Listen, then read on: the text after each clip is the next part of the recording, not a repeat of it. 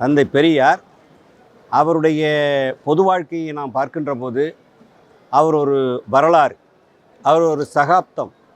அவர்தான் மானிட இயலுக்கு இன்னும் ஒரு 200 ஆண்டுகளுக்கு மக்களுக்கு எது தேவையோ அதை முன்பே உணர்ந்து அறிவித்தவர் தந்தை பெரியார். நம்முடைய இந்த பேனா முனையிலே நாம் ஃபோன் வைத்திருக்கிறோம். அது ஒரு காலத்திலே கிட்டத்தட்ட 1925 வாக்கிலே தந்தை பெரியார் சொன்னார், இந்த பேனாவை போல எதிர்காலத்திலே தொலைபேசி வரும் என்று சொன்னார்கள். அது இன்றைக்கு வந்திருக்கிறது. அதை போல பெண்களுக்கு சொத்திலே உரிமை வேண்டும், பெண்கள் காவலர்களாக வர வேண்டும், பெண்கள் இராணுவத்திலே பணிபுரிய வேண்டும், பெண்களுக்கான உரிமைகள் ஆண்கள் எவ்வளவு எதிர்பார்க்கிறார்களோ அதே உரிமைகள் பெண்களுக்கு வழங்க வேண்டும் என்பதை தந்தை பெரியார் வலியுறுத்தினார். அவர் என்ன சொன்னாரோ அதை கலைஞர் அவர்கள் முதல்வராக வந்த பின்னால் சட்டமாக்கினார். அதுதான் வரலாறு. இது இந்தியாவிலே இல்லை, உலகத்திலே எங்கேயுமே இப்படிப்பட்ட ஒரு வரலாறு நடந்ததில்லை. இன்றைக்கு கூட பார்ப்பீர்களேயானால் கல்வியிலே இடைநிற்காமல் படிக்கக்கூடிய மாணவர்கள் +2 வரையிலே 100% பேர் இருக்கிறார்கள். ஆனால் இது இந்தியாவிலே தமிழ்நாடு முதல் மாநிலமாக இருந்து கொண்டிருக்கிறது. மற்ற மாநிலங்களெல்லாம் 25%, 30% என்ற நிலையிலே குறைந்து கொண்டிருக்கிறது. அப்படிப்பட்ட கல்வி அறிவை உருவாக்குவதற்கு காரணமாக அமைந்தது தந்தை பெரியாரினுடைய வழிகாட்டுதல்.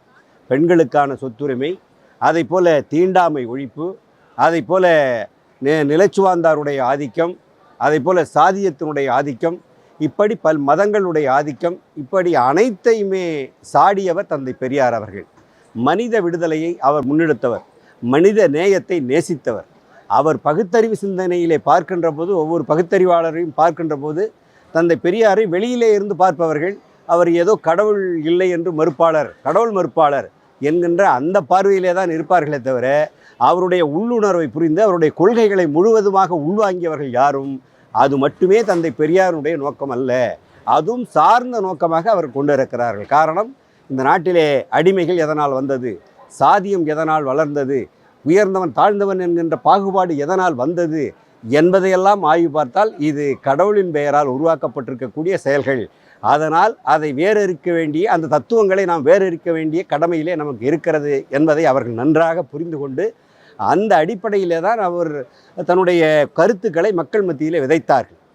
எந்த கருத்தையும் அவர் திணிக்கவில்லை. அதுதான் இப்போ முக்கியமான செய்தி.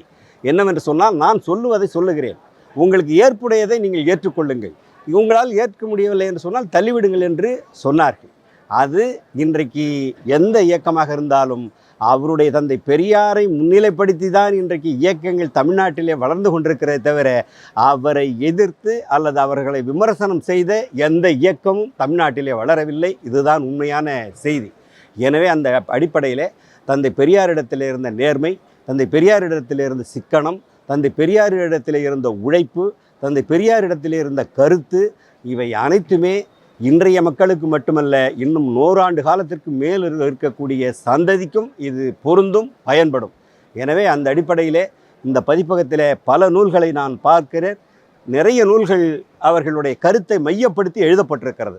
இதுதான் மக்கள் வாழ்வியலுக்கு தேவையான கருத்தே தவிர ஜாதகமும் சோதிடமும் இதையெல்லாம் நம்பி நம்முடைய மக்கள் இன்றைக்கும் வீணாக சென்று கொண்டிருக்கிறார்கள்.